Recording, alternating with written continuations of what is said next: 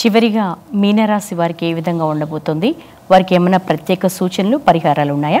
పూర్వభాద్ర 4వ పాదం, ఉత్తరాభాద్ర, రేవతి నక్షత్రాలతో కూడుకున్నటువంటి ఈ మీనరాశి వారికి ఈ సంవత్సరం ఆదాయ వ్యయాలు 5-5, అదేవిధంగా రాజపూజ్యం 3, అవమానం 1.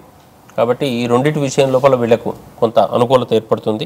గురుగ్రహం ప్రస్తుతం తృతీయ సంచారం ఉండటం వల్ల మే 14 వరకు జరిగేటువంటి సమయం లోపల పెద్దల సహకారం బాగా దొరికే అవకాశం ఉంటుంది. ప్రకృతి సహకారం దొరుకుతూ ఉంటుంది. గొప్పవారి యొక్క సహకారం అంతా కూడా మనం కోరగానే జరుగుతూ ఉంటుంది. ఆ తర్వాత చతుర్థ స్థాన సంచారం వరకు వచ్చేసరికి ఈ సంవత్సరంలో ఎక్కువ శాతం చతుర్థ స్థాన సంచారమే ఉంది. కాబట్టి చతుర్థం అనేటటువంటిది సౌఖ్యానికి సంకేతంగా ఇంతకుముందు 3 సార్లు కూడా చెప్పుకుంటున్నాం.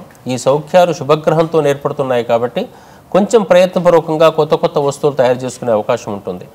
శుభగ్రహంతో కూడుకున్నటువంటిది కాబట్టి అవి ఎట్నోట్లు దొరికే అవకాశం కూడా ఉంటుంది. తమకు అనుకోకుండానే ఎవరో ఒకరు కారు తీసుకొచ్చి ముందర పెట్టచ్చు, అనుకోకుండానే ఇల్లు దొరకచ్చు. ఏ రకమైన సౌఖ్యమైన సౌఖ్యం, గృహ సౌఖ్యం, వాహన సౌఖ్యం, ఆహార సౌఖ్యం, అన్ని రకాల సౌఖ్యాదులకు దేహ మనఃపరమైనటువంటి సౌఖ్యాలకు ఇక్కడ అవకాశం ఉంటుంది. కాబట్టి మీనరాశి వారికి కొంచెం శ్రమ ఏర్పడుతుంటుంది, కానీ ఆ శ్రమ పరంగా ఈ సంవత్సరం ఇటువంటివన్నీ సాధించుకునే అవకాశం ఉంటుంది. ఇల్లు కట్టుకోని వాళ్ళు ఇల్లు కట్టుకోవచ్చు. ఈ సంవత్సరం అంతా కూడా సద్వినియోగం అంటాం దీన్ని.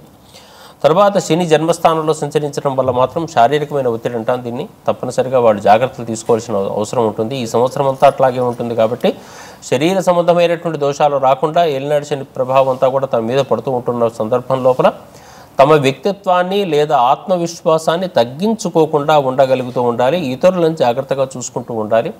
తమ మనసు లోపల ఉండేటటువంటి దైవంతో నిరంతరం తాము కలిసి ఉండేటటువంటి ప్రయత్నం చేస్తూ ఉండాలి ఈ రాశి వారికి. అదేవిధంగా రాహు ప్రస్తుతం 1వ రాశిలో ఉన్నవాడు రేపు మే 18 నుంచి 12వ రాశిలోకి సంచరిస్తూ ఉన్నాడు. వ్యయము అనేటటువంటిది బాగా పెరిగే అవకాశం ఉంటుంది. అనవసర వ్యయం అంటాం రాహు సంబంధించిన విషయంలో. అనవసరమైన ప్రయాణాలు, అనవసరమైన వ్యయం, అనవసరమైన విధానం అంతా ఉంటుంది. కాబట్టి దాన్ని అధిగమించేటువంటి ప్రయత్నం తప్పనిసరిగా చేయాల్సిన అవసరం ఉంటుంది. కేతుగ్రహ సంచారం మాత్రం 7వ స్థానం నుంచి 6వ స్థాన సంచారానికి రేపు ఈ సంవత్సరం అంతా ఉంటుంది. కాబట్టి 6వ స్థాన కేతువు చాలా శ్రేష్టమైనటువంటి వాడు. అనవసరంగా ఇబ్బందులు పెట్టాడు. ఉన్నంతలో తమ పోటీల్లో విజయం సాధించే అవకాశం ఇస్తాడు. లేకుంటే ప్రశాంతంగానైనా ఉంటాడు, కానీ మనిషిని ఇబ్బంది పెట్టాడు. కాబట్టి ఈ సంవత్సరము శనిగ్రహ సంబంధమైన, రాహుగ్రహ సంబంధమైనటువంటి దోష నివారణల కోసం శివారాధన, అభిషేకాదులు బాగా చేసుకుంటూ ఉండటం.